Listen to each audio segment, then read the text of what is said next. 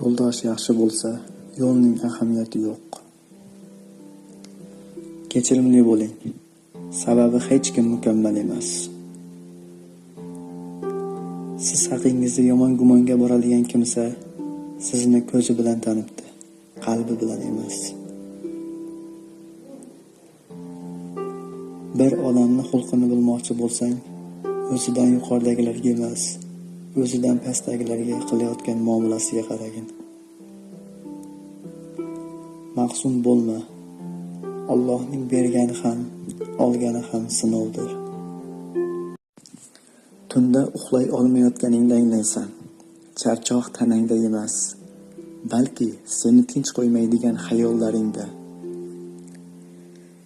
Ko'nglimizda nimaligini bila turib, sabr ila tinglaydigan yolg'iz Allohdir.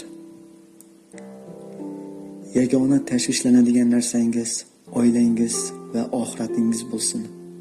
Qolgani bunga arzimaydi. Insonlarni birinchi suhbatingizda emas, oxirgi suhbatingizda taniysiz. Alloh beraman desa, bir soniya ko'plik qiladi.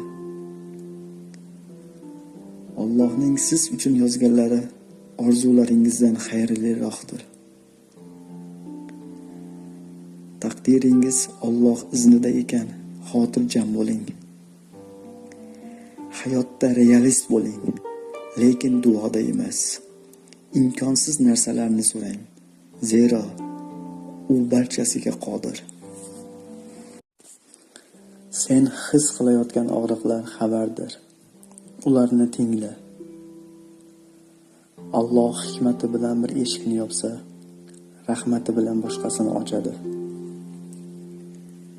Keksalarni uzoq umr ko'rganligi uchungina emas, hayot sinovlariga uzoq bardosh bergani uchun ham hurmat qilmoq kerak. Yaxshiga ham yomonga ham birdek yaxshi ko'rinish ko'rinadigan odam eng xavfli odamdir. Sartaroshni suvoqchi qilib qo'ysangiz, devorga sovun ko'pik surtadi.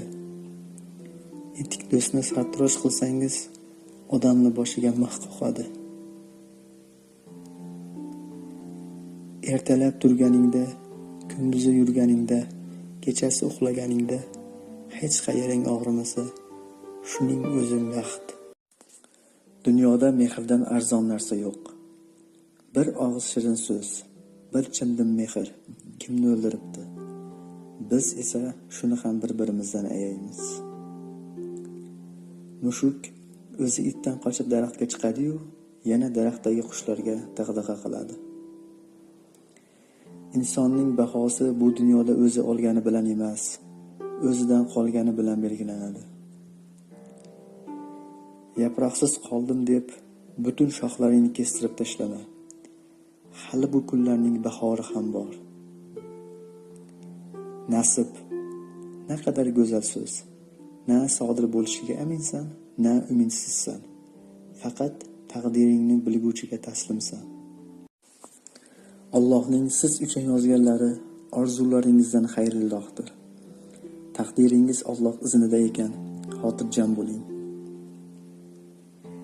Ishonayotgan insonlaringdan hushyor bo'l. Tuz ham shakarga juda o'xshash. Qora yurakli odam rangli televizor tomosha qilganidan hech naf yo'q. U baribir qora ranglarni ko'raveradi. Bu ko'z emas, qalb, yurak kasalligi. Agar bu video sizga foydali bo'lgan bo'lsa, obuna bo'lib, yaqinlaringizga ham ulashib qo'ying.